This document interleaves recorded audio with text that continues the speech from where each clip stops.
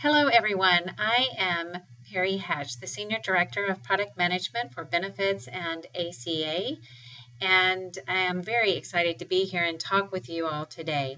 I know that we've been out selling the ACA solution since March, and you guys have really been selling it without actually seeing what is really out there. And now we're going to kind of give you a glimpse behind the curtain, show you some what the client will see and how they might go about setting up their company level settings and how a practitioner will see the Affordable Care Act on their individual employees. So with that, what we're looking at right now is the home page. And one of the things that we did as we were thinking about the Affordable Care Act and how we wanted to manage that is we realized that we needed to take the ACA functionality and pull it out from underneath benefits and let it stand on its own. So as part of ACA, you now have that base functionality that comes with benefits. You still have the affordable care settings. And as most of you know, this is the area where you're going to go in and set up your hours of service, identify the earnings codes and memo codes that you want to be part of those calculations. You're going to determine those salaried employees and how you want to do the calculation, if it's actual hours of service or a week's worked equivalent. And then the rehire rules as part of setting that up, and that is part of that base functionality. The other piece that is still part of the base functionality for ACA comes under the process menu item. And again, you can see we have the ACA selection from here. You would go into the ACA measurement periods.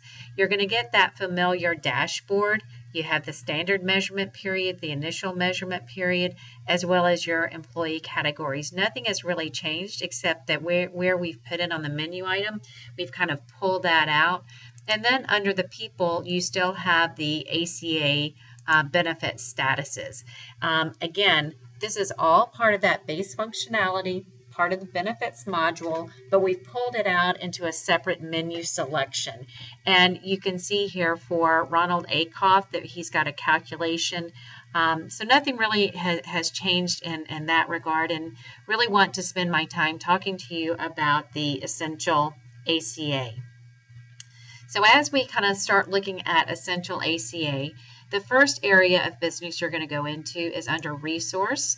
You see we have this company information, and then we go into the company profile. And in company profile, you can see we have the employer level information. So the ACA Fed ID number information, the aggregate ALE group, and then an employee error log to make it easier for those clients to be able to get in and see that information. So let's first jump into the Fed ID number, and you can see this has that detail information that needs to appear on the 1094C. So it's got the employer legal name, their contact information, phone number. We can identify what companies are part of this Fed ID number. We determine whether or not this particular Fed ID number is a designated government entity filing on behalf of an employer. I'm going to cancel out of here. We can then go in and look at the ACA aggregated ALE group. And if I wanted to, I can go in and identify for a particular ALE group the different entities that belong with that. I also can identify the total count right here and what that name is as part of that.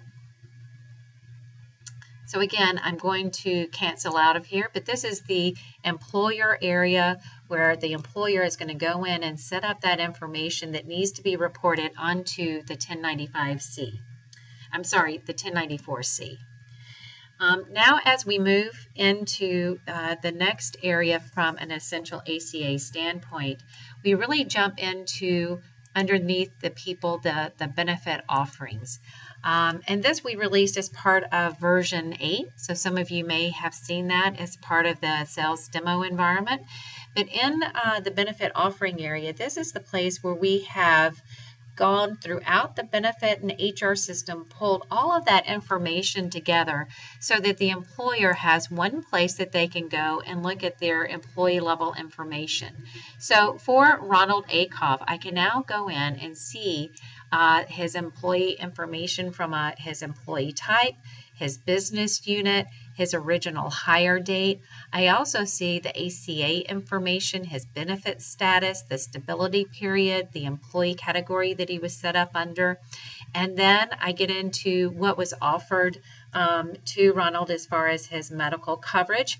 And I can see the minimum essential coverage, if it was a plan that was offered to him, a minimum value plan that was offered to him, and if it was affordable and or a self-funded plan. The next section that you see is what did this person actually select as far as all of the plans that were offered to him. And then I can look and see what dependents were added to the plan as well. The nice thing about this area is it really tries to go into the benefit system, pull everything together in one place so that the employer who is working in the benefit model tied to Essential ACA can see over time the different changes, the transactional changes that are taking place, the qualifying events that might alter someone's benefit plans. They'll be able to see it in one location. Additionally, in 2016, when employers start receiving exchange notices, this is the area that they'll come to first to see what was offered to their employees so that they can then defend their position, look at that exchange notice, and really try and determine how to answer that. The other really cool thing about the Essential ACA is this is where we get into the health compliance component. And so from here, we're able to use single sign-on into ADP health compliance.